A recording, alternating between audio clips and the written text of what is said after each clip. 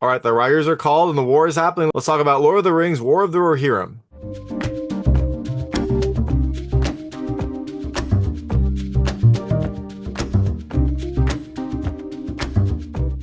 Hey everyone, it's David Stark from Watcher Pass, and I'm here to talk about Lord of the Rings, The War of the Rohirrim, which is coming to theaters on December 13th, 2024. It is a Lord of the Rings animated anime style movie that tells a new story that's based on the Tolkien works, the Tolkien world. It's based in that world. It kind of takes place before the main events of Lord of the Rings, but it is its own separate tale that deals with the people of Rohan in a battle that might have torn them apart. My hot take is I think you should watch it later. I appreciated what this film was going for. I thought it had a beautiful animation style, music that reminded me of Lord of the Rings, and a story that kind of ties into the greater film narrative. But I didn't enjoy this as much as I expect to, mostly because it's a fairly slow movie. It has some strange movement that's associated with that animation style and some unnatural writing. So I think you should wait on this, wait for it to come to streaming or on demand. But all that being said, I'm going to tell you a little about the film, a few things I liked, a few things I didn't like, and then really quickly go into a recap. So as you can imagine, there'll be spoilers in the recap section. If you don't know what happens in this movie, and you might not, there are some surprises along the way, I would turn it off when I get to the recap. Before that, though, I'll keep it vague, I'll keep it spoiler-free, and I'll let you know when I get to those spoilers. So in Lord of the Rings, War of the Rohirrim, it takes place 183 years before the events of the Lord of the Rings trilogy. You have Helm Hammerhand, who is the King of Rohan. He is an impressive figure, but it seems like he is going to have to deal with some unrest in his land and maybe from afar. So, things I liked about this movie. The first, I did like the animation. I thought it was a very beautiful animation style. It has like a painted background with hand-drawn anime style characters on the foreground. It is very striking because the painted backgrounds look really, really good. And then the anime characters do look like more kind of, they're not like anime, but they have an anime style to them that was interesting to see. The second thing I love the music. It has a good kind of like Lord of the Rings style music. It's not the same music, so you don't have that pure nostalgia, but you get a sense of it. It evokes that kind of like similar style as the Lord of the Rings, which is nice. It's nice that they didn't like completely reuse it, but it does at least give you that same feel. And the last thing I love the connections. There's not a ton. There's not a ton that ties this to the Lord of the Rings trilogy. It's at 183 years before, but there are some connections to the Lord of the Rings trilogy, some places you'll recognize, some people that you'll recognize, and so that's fun. It's fun to see them kind of like in this new setting. So, all that being said, things I didn't love as much. This was a strange one. Unnatural movement. I mean, the characters move strangely, almost kind of floating, almost moving a little bit too slow. I don't know what it was. I think it might be because it feels like, or almost like a painted background, and the animated characters are on top of it, so maybe it doesn't move as fluidly as if everything was animated. I don't know. I don't know exactly how this movie was made, but for some reason, the movement doesn't look crisp. It doesn't look clean. It looks, kind of floaty, which is a little bit strange. A second thing I didn't love as much, I'll call it unnatural drama. The drama here feels, kind of forced and like it comes out of nowhere. You get some pretty big character turns in this movie and some pretty big changes, especially to like one of the main characters that happen almost abruptly and with almost no kind of like foreshadowing. And the third thing I didn't love as much, for a movie about a war, it is surprisingly slow. The movie has war in the title, but it is not so much a war. I mean, there's a couple battles, but for the most part, there is a little bit of more intrigue and a little bit more kind of siege warfare in this than I was hoping for. So it's definitely has some exciting scenes, but not as many as I was expecting. And the last thing I didn't love, it has some weird dialogue. Some of the writing doesn't feel very sharp. Some of it feels a little bit unnatural. It makes the conversation not that great. I'm not sure what it was about it, but for me, I just didn't love hearing the writing as much as I expected to, given it is like a comfort food world. Like the Lord of the Rings world is a world I like. I like the lore behind it. I like the characters. So it was strange to me that I didn't really enjoy hearing the dialogue. So all that being said, Lord of the Rings, The War of the Rohirrim comes to theaters on December 13th, 2024. Like I said, I think you should watch it later. Wait for it to come to streaming or on demand. But if you do check it out, let me know what you think. Let me know what you liked and didn't like. I'd love to hear it. And I'm going to really quickly go into a recap right now. So if you don't know what happened in this movie, I would turn it off now because there will be spoilers. So Lord of the Rings, War of the Rohirrim is set place 183 years before the kind of main Lord of the Rings trilogy. You have Rohan. They have this legendary king, King Helm Hammerhand. But it feels like something is going on. Something is brewing in Rohan. The king has called a council for all of the like lords of Rohan to come and come before him. There's something I guess they have to discuss. The king has a beautiful family. He has a daughter named Héra who seems to be very much a free spirit. She seems to be a rule breaker. She's a lot of fun. She's also the main character of the movie, so it makes sense that she would do all that stuff. He also has two sons, Haleth and Hama. Now, when the king calls a council, all the, I think, chiefs or lords, I forget what they're called, from Rohan come before him. And the one that we're all most interested in is this person, Freka, who is, I think, his cousin, maybe brother, but I think it's his cousin. And so at this council, Freka comes up and proposes that his son, Wulf, marry Héra. Now, Héra and Wulf were friends when they were kids. They were pretty close when they were kids. They would play together. They would, practice together. And so it kind of seems a little bit natural, but Helm cuts this down, says no, and then Freka brings up that he has heard that a Gondorian prince has asked for Hera's hand and thinks that Helm is out there kind of like selling out Rohan for Gondor. And Helm has none of this. He, tells him to back down.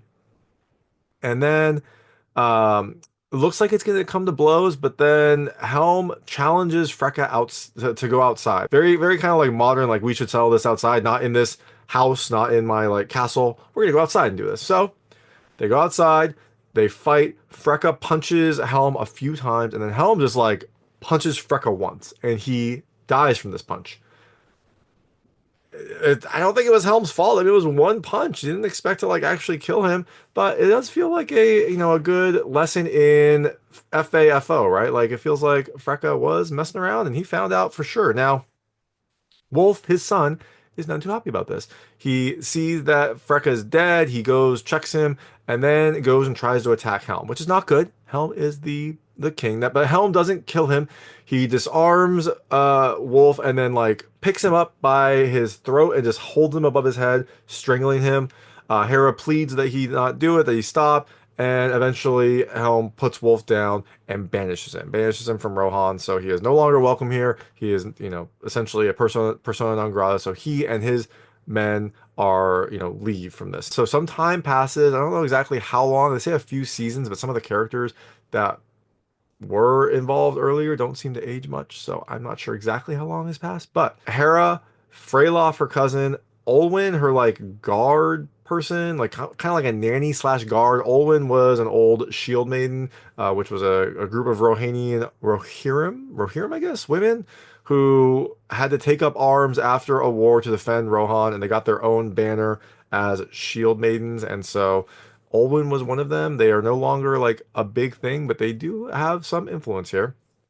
And Leaf, this like page kind of squire type kid that's around. Now they're out scouting the lands and they come across a rabid Oliphant. These are used by the men of the hills. They're evil, I guess. And so a rabid Oliphant is even worse. Now Héra draws that Oliphant into a forest or she sets a trap for it. She gets it close to this like lake where a giant lake octopus is there. It like is sitting there and it looks like a an island, but then when the Oliphant gets close, it like goes out, grabs it with its tentacles and like pulls it into the lake and eats it. So Héra is okay. She set her trap, but then she gets seen by some of Wulf's men and they capture her. Now, why are Wulf's men here? Well, we'll find out soon enough. Now, Wulf's men take her to Isengard, Saruman's old place, but he's not up there yet. Wulf is there with an army of men from the hills. He has been gathering these hill people for some reason. We don't know why, but it's probably not going to be good for Helm Hammerhand. It seems like Héra is going to be Wulf's prisoner. It seems like he might actually want to start taking revenge on Helm's family. But thankfully, she is able to escape with the help of Freylof and Olwen. They all head out. They all go back to Helm to warn him. And they say that Wulf is gathering an army and that they should all retreat back to like their keep where they'll be safe, where they'll be protected.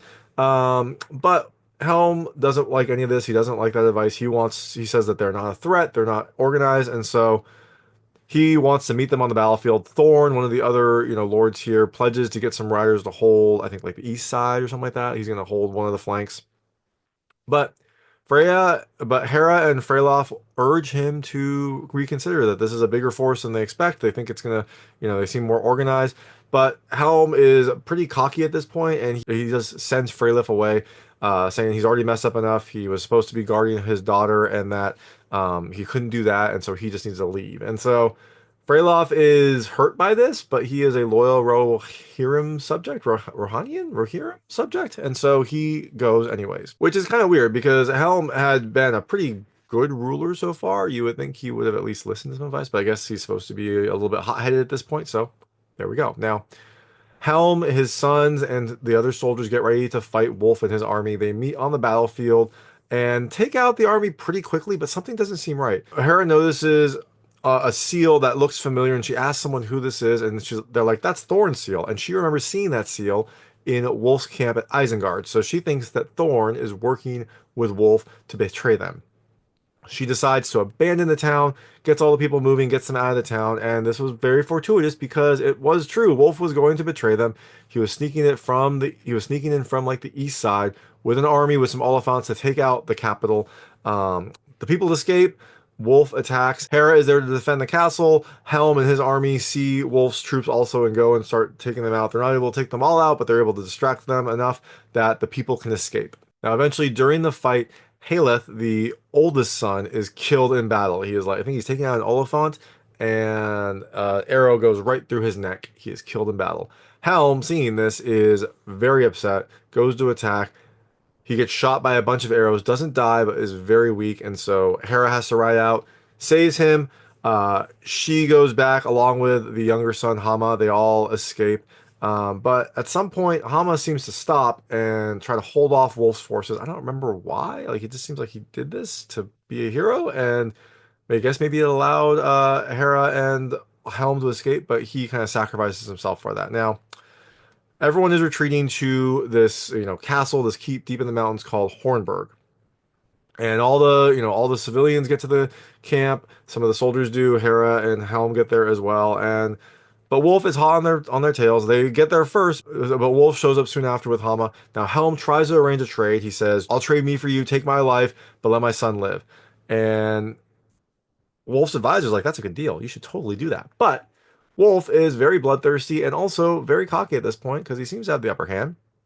He's like, "Nope, we're gonna kill everyone. We're gonna kill this whole line." And he just slashes Hama's throat right there. And so Hama dies. Helm is not happy about this, but they all retreat into Hornburg and kind of like hold up for this siege. So everyone is in Hornburg, and Wolf's men are outside setting up camp, trying to get ready for a siege. They're building a siege tower to try to assault this keep because they can't get in any other way. Now, Helm is recovering from his multiple wounds. He was hit by a bunch of arrows during the fight, and the people are trying to stay alive. And it is a bitter winter, and Wolf's army, keeps them in siege so they can't get supplies.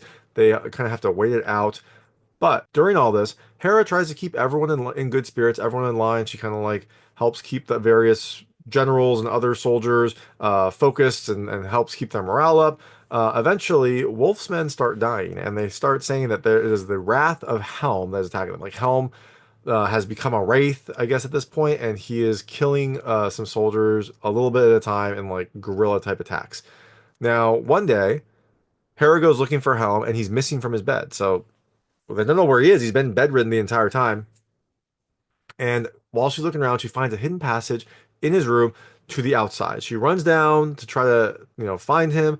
But when she gets there, there are some orcs eating the bodies of the people that have been killed by this Wraith of Helm. Hera confronts them, but then when they attack her, Helm jumps out and attacks them. I guess he was like faking it. I guess he is like super strong and fully healed, and no one realized this. I guess he wanted deniability. I don't know why he didn't tell them that this was happening. Like, it feels like he should have been like, "Hey, look, I'm awake, and also I'm gonna do some secret guerrilla stuff because I'm really powerful. I can do that kind of stuff," rather than like pretending to sleep all day and then like going out and killing people at night. Anyways, Helm jumps out, attacks the orcs, kills two of the orcs, but then a giant orc shows up and Helm fights him and is able to kill him too. Helm is like superhuman. He is super strong, super powerful. His punches kill, losers with one punch. He is very, very powerful. Now, during the fight, though, the tunnel going back into the keep collapses. And so Helm and Hera have to hurry back to the main gate to try to get back in. But they're spotted on the way. And so Wolf and his guards go to try to stop them. They get to the gate, but the door is stuck. It's really cold at night. I guess no one was expecting this, so they're trying to open it, but it is stuck. Now, Helm, because he's a superhuman, is able to like pull the door open just a little bit so that Hera can go through, but then he closes it to make sure the keep is closed. I don't know, it doesn't bode well for the keep though. If one person, a very strong person, can open it that way, you would think multiple other people could maybe open it in a similar way. I guess they can't. I don't know. I'm not sure. But Helm stays out front to fight off the soldiers and keep the keep safe. Now he fights them all off. He is much more powerful than any of the soldiers, but eventually he does succumb to the elements. He is wearing like a vest in the freezing cold. I mean, he has great arms, so it shows off his arms. He has definitely been hitting the gym, maybe on some juice. I'm not sure, but he's not wearing any protective clothing, so he fights everyone off and then eventually ends up dying, frozen, standing up there holding his hammer that he didn't bring out, but when they show him later, he has his hammer. So I don't know if he had it hidden. I mean, he was fighting with his bare hands before. Um, I don't know where the hammer came from. But anyways, he dies frozen like a statue, holding his hammer. They say he never bent the knee to Wulf, which is true. He was fighting everyone and then died standing up. So after Helm dies, it's a sad moment, but it seems like the siege is getting ready to happen. It seems like the siege tower is almost done, and Héra does an errand. She climbs the ice mountain behind the keep and gets to the top, and there we see a giant eagle. And she asks this eagle for a favor. We don't know what the favor is, but it involves some of Helm's armor. And so the eagle, I guess, does this because the next thing we see, the eagle flies down to the keep, grabs Helm's armor from one of the towers, and goes away. Now, meanwhile, they are getting ready for the siege and is about to happen, and Héra has a plan. She wants everyone to go down that secret passage that Helm was using to sneak away and kill people. And if they can go down there and clear the tunnel, then they can escape there while the siege happens. They think that Wulf is going to be so bloodthirsty he's not going to notice anything else, and so he's going to be focused on everyone in the castle, and they're going to be able to sneak out. So they do all this. They get ready. Héra stays behind because she wants Wulf's focus on her. Some of the other soldiers stay behind. The siege happens. It is this big kind of like tower that has a bridge that rises up and then falls down to make like a bridge into the keep. Um, and when this happens, Héra rides out on her horse with her armor, getting ready to fight. She's wearing like some old Shield Maiden's armor that they have, which actually seems like a really terrible armor. It is like a white wedding dress essentially. It has like a shield. I think it has a Shield Maiden symbol on the front, or it's not the one that we've seen, but it has like some cool like eagle-ish design on the front. So she basically goes out wearing a wedding dress, which I don't think is good fighting. Like you shouldn't be wearing something loose, flowy when you're gonna take on, when you're gonna fight against people with swords. But she does that. She confronts Wulf and says, you and me, let's settle this. If I win, you call off the siege, and if you win, you'll be king or something like that. And so Wulf says, okay, and they fight. And eventually Héra bests him. She's better than him, she's more skilled than him, and she can't kill him, but she, tells him to yield and says, stop the fight. And Wulf then, kind of laughs at her and tells his general to send the men in to take the keep. Now, his general says, no, like, you said that you were going to stop it. And Wulf gets mad at him and stabs him with a knife. And then he orders his men to go assault the keep while he and Héra continue their fight. Now, there's a few guards in the castle who help defend, as well as Olwen. She is there. She still has it. She's an older shield maiden, but she's still more skilled than everyone else, and so she's helping to defend the castle. Now, during the fight with Wulf, he eventually disarms Héra, but Olwen sees this, and like Captain America throws the Rohan shield that she's got, basically like does a double spin like a discus and just like launches it super fast straight, and perfect aim, I guess, because it goes right to Héra. She grabs it from the air and uses it to stop Wulf's blade, and then she punches Wulf with the shield and then uses it to strangle him, like crushes his windpipe. Doesn't strangle long enough, I don't think. I mean, it's only strangling for like 30 seconds, but she does that and he's dead. Now, during all of this, we eventually do see that message, that eagle message that was sent out, did get received. We see Freylof, the cousin who was kind of banished because he messed up. Well, he got Héra's message. The message was Helm's armor, which showed that Helm was dead and that she was requesting help. So Freylof shows up wearing Helm's armor with the riders. It's basically two towers, right? Like at the end when, on the, whatever it is, the fifth day, look to the east and I'll be there. It's basically that. She looks up. We see Freylof and all the riders up at the top of the hill, and then they go down. They come, they fight the rest of the men here. They rout them, and it looks like they are going to have a slaughter. They win, but Héra sees this. She sees Freylof. He makes sure that she's okay, and she tells him to call off the attack. That there's already been enough bloodshed. Let these men, even though they were enemies, let them go home to their families. There's already been enough bloodshed for today.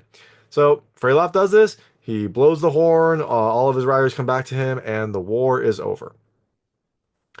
Now they head back to the capital and rebuild it. Freylof becomes the new king. He goes up to Héra after and is like, "It should have been you," but she says, "No, I don't. I wouldn't want to wear the crown." There's a lot of tension here. It feels like there could be a thing here, but they never talk about it. It never actually happens. She's just like, "No, I don't want to wear the crown, and I have a different quest to do." But before that, we do see at Freylof's like coronation, or maybe just right after, there he does receive a visitor. Saruman shows up. He is the new kind of like resident of Isengard, and so he shows up to talk to Freylof, basically, pledge his services and say like, hey, if you ever need anything, let me know. Well, we know that eventually Saruman does help out one of the kings of Rohan, and it's not for the better. So Héra, however, has an adventure, like we said. She has been contacted by Gandalf, who's curious about the orcs that she saw and the rings that they were gathering. Those orcs that were eating the bodies of Wulf's men were very interested in rings, and they were gathering them. So Gandalf wants to talk to her about this. Well, I mean, it feels like that could be a letter. I mean, how much is she going to say?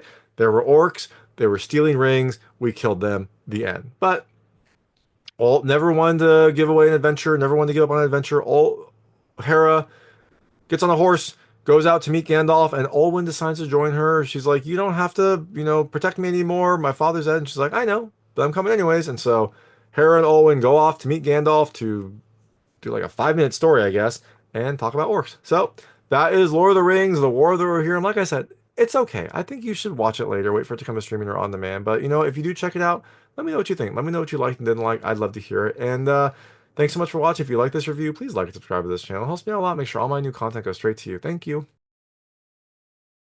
All right, the riders are called and the war is happening. Let's talk about Lord of the Rings, War of the Rohirrim. Rohirrim? What the f is it called?